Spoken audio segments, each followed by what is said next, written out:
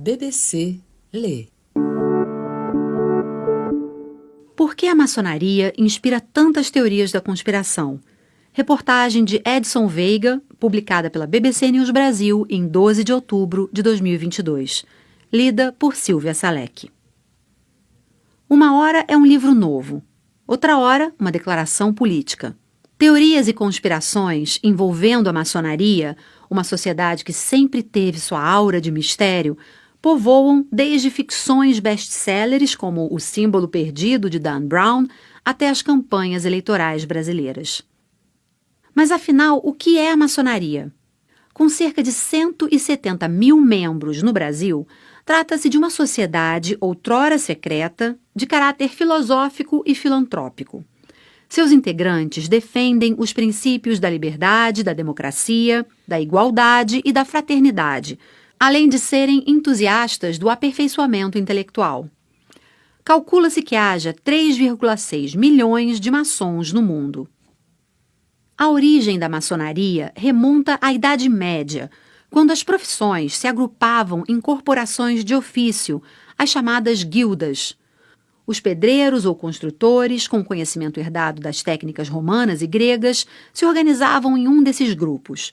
E por uma questão de sobrevivência frente a uma possível concorrência, eles guardavam os segredos da construção civil, temerosos de que as técnicas caíssem em domínio público.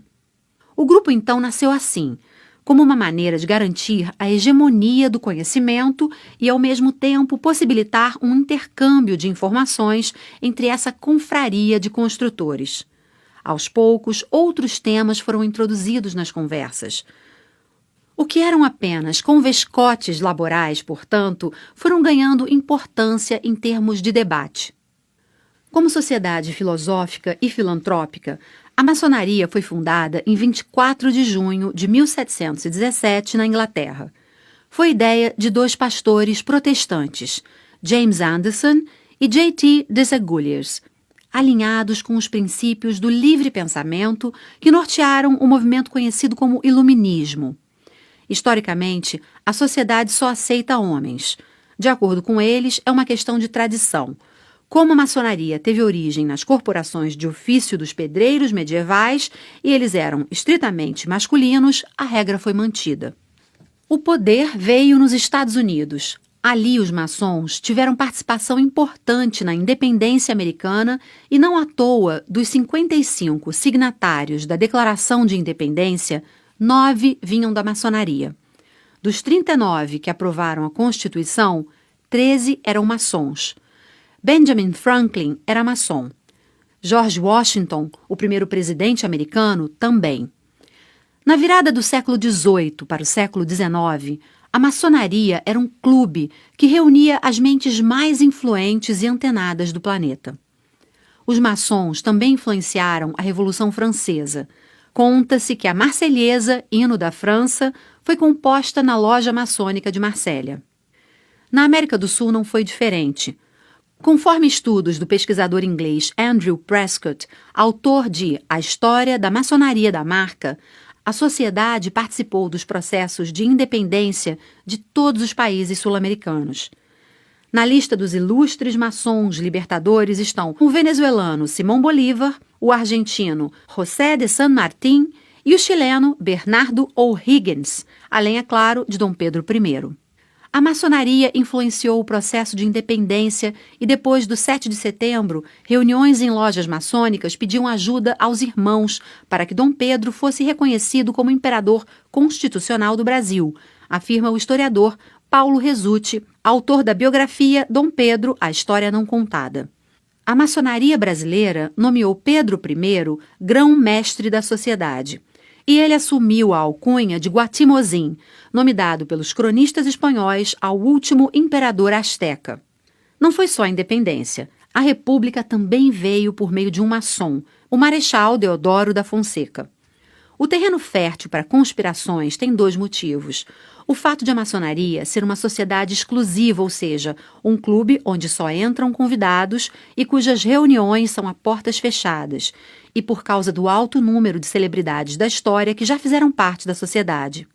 Dessa junção de fatores veio também a conhecida teoria conspiratória sobre a suposta nova ordem mundial.